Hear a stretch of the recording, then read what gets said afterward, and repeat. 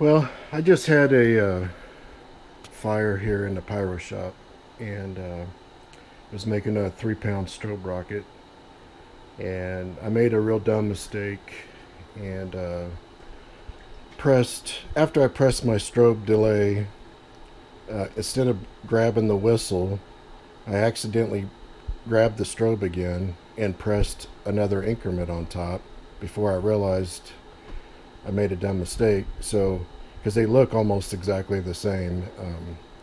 My whistle uses the copper oxychloride or chlor. I can't remember. I'm still kind of shook up. But anyway, it's got the same coloring as a strobe almost.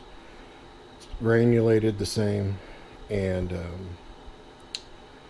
so I took it off the press, which is over there, and brought it over here to get a screwdriver and scrape the top off, kind of flake it out.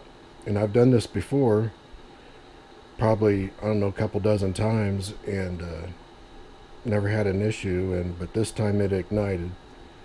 It was still on top of the tooling, and which I think is what saved me, because it acted like a gerb right here, and it was just going straight up towards that light.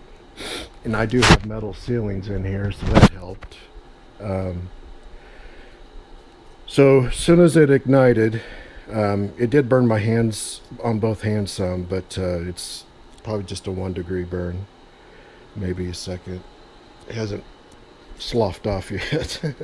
But anyway, I came over to here and I shut the door, and I cracked the door to where I could still see it, but I grabbed I grabbed my this is my garden hose that the insurance company had me put in, uh, instead of like a fire hose, as long as I had something dedicated.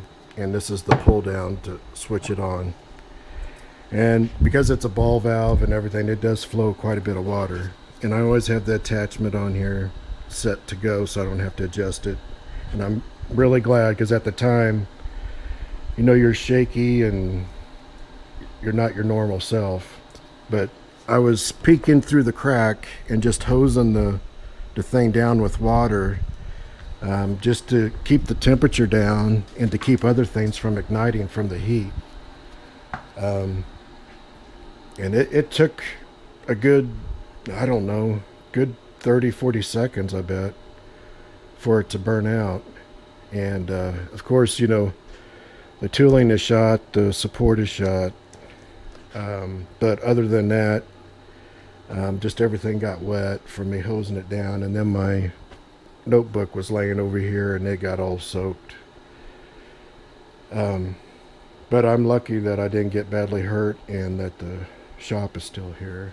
It was pretty scary, to be honest with you. Um, I just wanted to point out to people starting out, or as far as that goes, anybody, the protocols of keeping all your stuff in lids and covering it and uncovering it each time. It's no joke. If I had stuff laying out, I would have been in a world of shit. No way you could have controlled what was going to happen. I feel very fortunate that this is all that happened. I was really lucky. Um, and, you know, I'm really lucky I had a garden hose just to lay on that for 30, 40 seconds, because those canisters, which are there also, they wouldn't have been able to do that. They couldn't put out the volume or uh, maintained it that long. And I do have another chemical extinguisher there too. So I mean, I have an escape route on both sides of the room to get out. But anyway, I just wanted to share my experience, and hope others will learn from it. And just fair warning: don't scratch on that.